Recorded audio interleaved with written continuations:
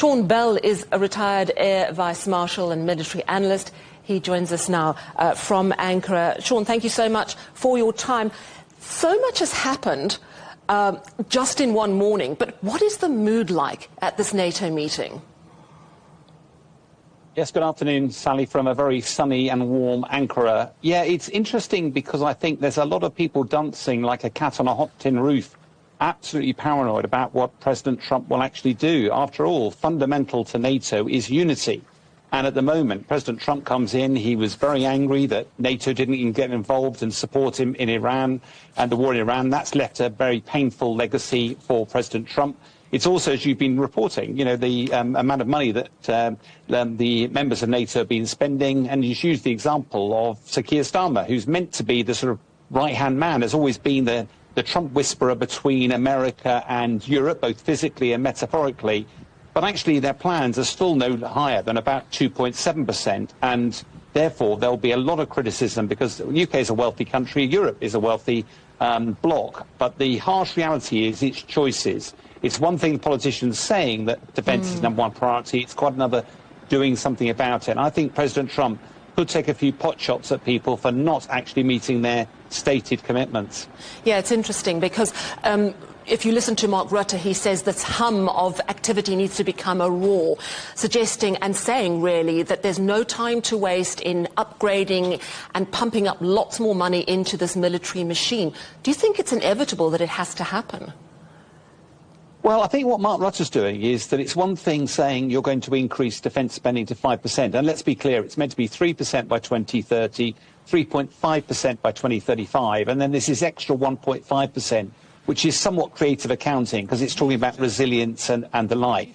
But the harsh reality is, as President Mark Rutte says, you know, there's been a massive increase over the last year of 20% of defence spending. The challenge, of course, is you've got to convert that money into military capability. And at the moment, if you went down the shops with all that money, you can't actually buy ships, tanks and aeroplanes. So this is a real clarion call behind the headlines of the defence leaders, national leaders here in Ankara. There's a whole load of forums going on with lots of industries there as well, because they need positive indications that this money is going to start to flow. And somehow you've then got to coordinate Europe, because you don't want all of the countries producing tanks and none producing fighter jets. That is going to be a real challenge for NATO over the coming few years. President Zelensky urgently needs these missile interceptors. We've seen Kyiv getting an absolute hammering in the last week. Do you think he's going to get them?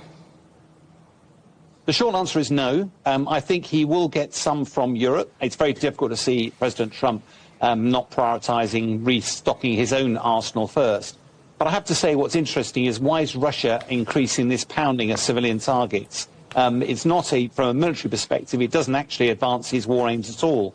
And almost certainly is more because he's getting frustrated at the lack of progress on the battlefield and the fact that Ukraine is having a lot of success with its own missiles striking energy infrastructure. I do think what's happening here, though, is that Europe is very firmly focused on supporting Ukraine. Trump has previously said, well, it's not a member of NATO. Why am I interested? This is on the European continent. It should be a European problem. What Zelensky's trying to do is bridge that gap, get Trump more on side with Europe.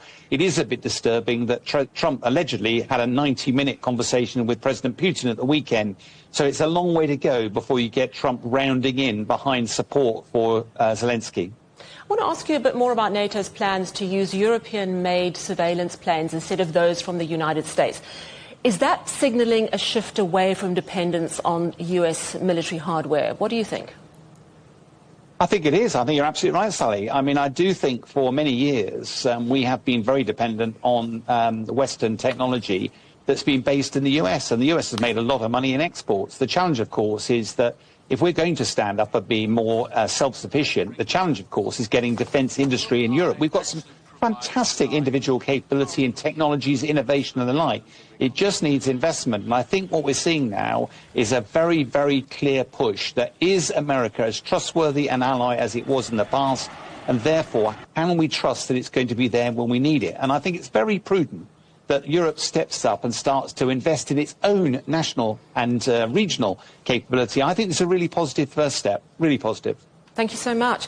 That's Sean Bell, retired Air Vice-Marshal and military analyst, coming to us live from the NATO summit in Ankara.